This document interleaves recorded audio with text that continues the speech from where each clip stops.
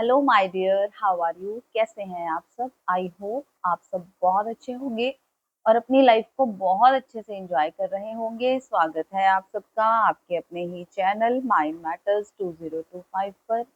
आइए हम सब मिलकर सबसे पहले उस पूरी कायनात को ग्रैटिट्यूड ऑफर करते हैं, धन्यवाद देते हैं कि वो हमसे इतना प्यारा सा काम ले रही है और हम पूरी मेहनत से, पूरी शिद्दत से उसका ये काम कर रहे हैं।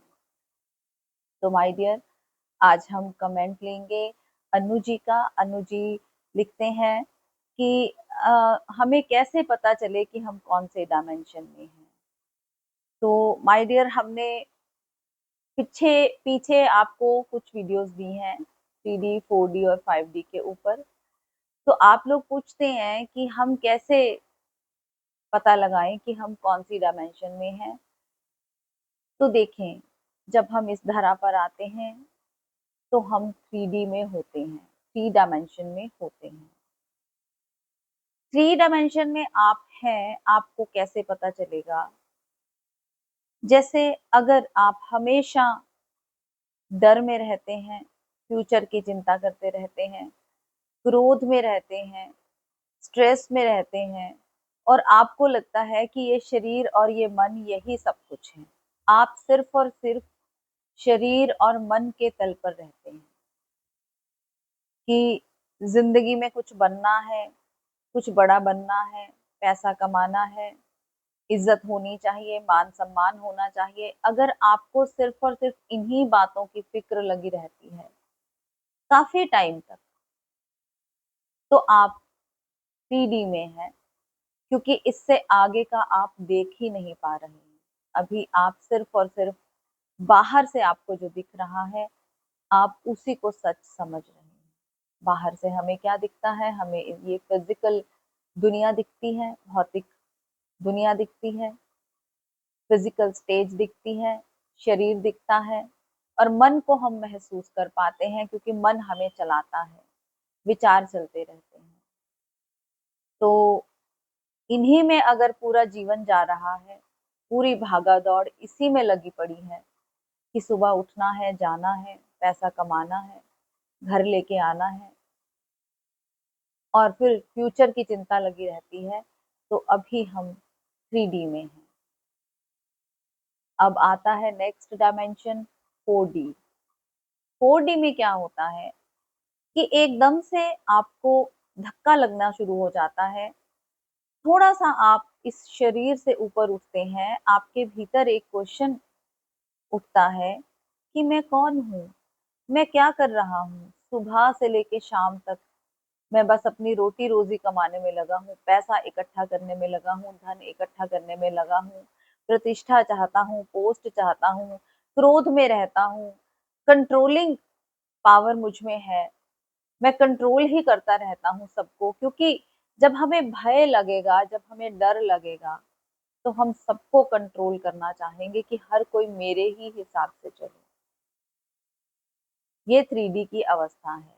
तो अगर आप ये देखना शुरू कर दें कि मैं ये कर क्या रहा हूँ और मुझे इससे मिल क्या रहा है, या आपको ठोकर लगे कि आपने इतना कंट्रोल किया है, सबको इतना कंट्रोल किया है कि आप देखें किसी को अगर आप कंट्रोल करेंगे, वो कितनी देर आपके कंट्रोल में रहेगा?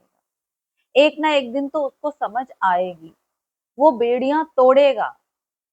जो कंट्रोलिंग पावर आपने उसके ऊपर कर रखी है, वो बेड़ियां तोड़ देगा और वो भाग जाएगा, वहां से बागी हो जाएगा, या आपको आपका विरोध करेगा, या आपको गालियां देगा। जैसे आप कंट्रोल करते हैं उसको, वैसे ही वो भी आपको कुछ ना कुछ कहने की कोशिश करेगा। तब आप टूटेंगे, तब आपको पता चलेगा कि मैं तो सारी उम्र अपने मन के पीछे लग के ये सब कुछ करता रहा, तो ये तो सच है ही नहीं। आपको मृत्यु को देख के एक प्रश्न उठेगा अपने भीतर। पहले तो 3D में जब आप थे, तब तो आपको ये लगता था कि बाकी लोग मरते हैं, मैं नहीं मरूंगा, मेरी मृत्यु नहीं होने वाली। आप सबको कंट्रोल करके रखने की कोशिश करते थे। मैं तो अमर रहूंगा, मैं कभी नहीं मरूंगा, मैं सब कुछ इकट्ठा कर लूं। धन दौलत, पद प्रतिष्ठा और लोग जो मेरे आसपास है, मेरा परिवार, उसको भी मैं कंट्रोल करके रखूं। हर जगह आपका पूरा बोलबाला होता था। लेकिन अब जब धीरे धीरे लोगों ने आपकी वो पहनाई हुई जंजीरें तोड़नी शुरू कर दी, या आपको आपके टक्कर का कोई मिल गया, या आपको आपसे ऊपर भी कोई मिल गया, इस दुनिया में सब कुछ है, क्योंकि ये दुनिया पूरी तरंगों से बनी है। तो आप जैसी तरंग देंगे वैसी तरंग आपको वापस आएगी। हाँ, हो सकता है आप कुछ टाइम उसको सरवाइव कर जाएं, निकाल लें, लेकिन थोड़ी देर के बाद वो मल्टीप्लाई होकर वापस आए। आप जो भी करेंगे वो आपको मल्टीप्लाई होके वापस आएगा। इसी को हम कर्मा का खेल खेल बोलते हैं कि ये कर्म जैसे आप करोगे वैसा ही आपको रिफ्लेक्शन बैक मिलेगा, वैसा ही आपको वापस मिलेगा। तो अब जब ये सब टूटने लगेगा और धीरे धीरे आपका शरीर भी जवाब देने लगेगा, नेचुरली ये शरीर भी तो नाशवान है, और मृत्यु को देख के हमें ये पता ही नहीं चलता। तो जब आप टूटने लगेंगे अंदर से, और जब लोग आपसे दूर होने लगेंगे, आप अकेले होने लगेंगे, तो आपको लगेगा कि ये क्या हो रहा है मेरे साथ। दो कंडीशंस हो सकती हैं, एक तो पर्सन जो कंट्रोल करता है, दूसरा पर्सन जो कंट्रोल में है। कंट्रोल करने वाले की धारणाएं भी टूटेंगी, और दूसरे नंबर पे जो कंट्रोल हो रहा है, जिसने सारी जिंदगी गुलामी में बिता दी, अब जब उसने ये जंजीरें तोड़ी हैं, उसको भी होश आया है कि मैं किसी के कंट्रोल में रहने के लिए नहीं आया हूं, इस शरीर और मन से मैं ऊपर हूं। तो वो भी 4D में शिफ्ट करेगा। तो 4D में जब शिफ्टिंग होती है तो अपनी होश आती है, पता चलता है कि ये क्या हो रहा है। और 4D में जिसकी असेंशन हो रही है उसको भीड़ से अलग कर दिया जाएगा। अब भीड़ से अलग किन कंडीशंस में किया जाएगा, मैंने आपको दोनों तरह की कंडीशंस बता दी कि अगर आपने पूरी जिंदगी कंट्रोल किया है किसी को, तो वो कंट्रोलिंग पावर आपकी टूटेगी। और दूसरी साइड पे जिसने सारी जिंदगी गुलामी की है, जब उसको होश आएगा तो वो अपनी गुलामी की जंजीरें तोड़ेगा। अब उसकी भी असेंशन स्टार्ट हो गई। अब 4D का पीरियड रहेगा। कुंडलिनी जब जागरण शुरू होता है, कुंडलिनी जागनी शुरू होती है, तो बहुत कुछ टूटता है, रिश्ते टूटते हैं, दिल टूटता है, हम एकदम से अलग हो जाते हैं, क्योंकि अब उस कुंडलिनी ने अपना काम करना है। अब आप असेंशन के रास्ते पर चल पड़े हैं। तो इस टाइम पर हम बहुत घबरा जाते हैं, क्योंकि हम बिल्कुल अकेले पड़ जाते हैं, बिल्कुल अकेले पड़ जाते हैं। यहाँ पर अगर कोई सहारा मिलता है, कोई सच्चा गुरु, कोई सच्चा गाइड मिल जाता है, हम जिसका हाथ पकड़ लेते हैं, तो वो हाथ पकड़ के, क्योंकि वो अब इस 4D से निकला है, उसने ये सारी चीजें देखी हैं। पहले वो भी 3D में था, फिर वो 4D में आया, अब वो 4D का उसका पीरियड पूरा हो चुका है, तो अब आपको वो गाइड कर सकता है। लेकिन इस टाइम पर गाइड बहुत सोच समझ के चूज कीजिएगा। गाइड मिल जाता है तो आप धीरे धीरे, आपको अपना पता चलना शुरू हो जाता है। आपका जो क्वेश्चन कि मैं कौन हूँ एम आई, उसका थोड़ा थोड़ा जवाब मिलना शुरू हो जाता है। आप ध्यान में बैठने लगते हो, आप अपने आप से जुड़ने लगते हो, आप वो सारा जो आपने लोगों के ऊपर कंट्रोल किया था वो आप छोड़ने लगते हो। लेकिन तकलीफ बहुत होती है, क्योंकि पूरी जिंदगी जब बिताई है किसी को कंट्रोल करने में, या किसी ने कंट्रोल होने में, उसको भी तकलीफ होती है, क्योंकि हमारे सबकॉन्शियस में वो सारी चीजें घर कर जाती हैं। अब वो कितनी देर में निकलती हैं, उसका कोई समय निर्धारित नहीं किया जा सकता। तो धीरे धीरे ये ट्रांजिशन पीरियड होता है, धीरे धीरे आप 5D में एंटर करते हैं। तो जब आप 5D में एंटर करते हैं, वहां क्या होता है, वहां अब आपको क्लियर आंसर मिल गया है कि मैं कौन हूँ।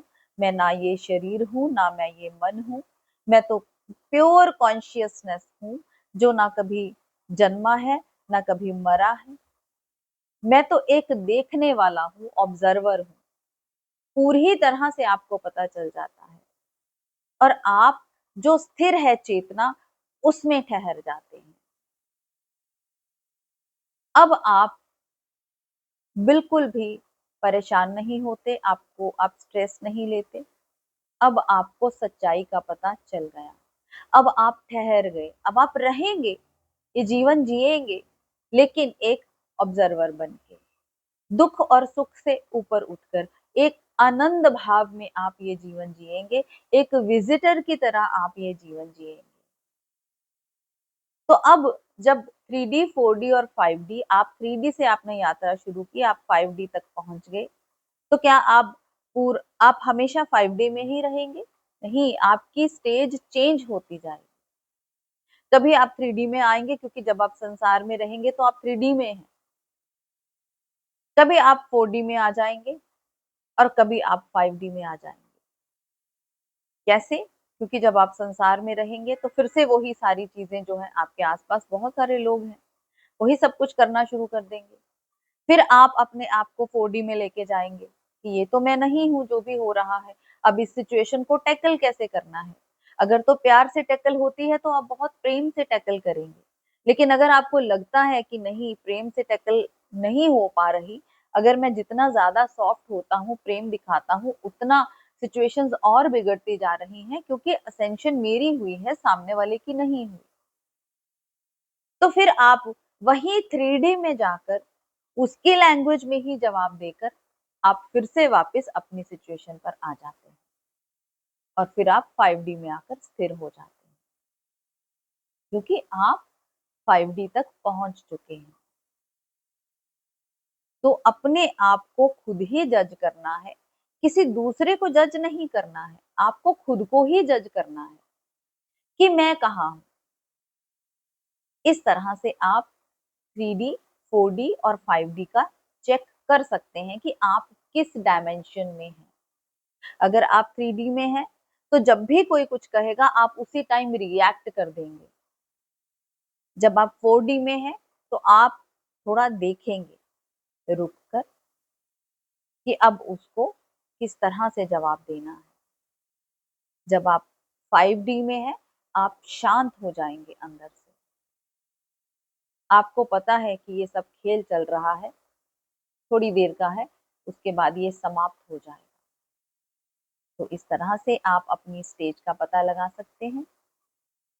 तो ऐसे ही क्वेश्चन करते रहें, कमेंट्स करते रहें, ताकि उन साधकों को भी अपने प्रश्नों का उत्तर मिले जो प्रश्न नहीं कर पाते हैं।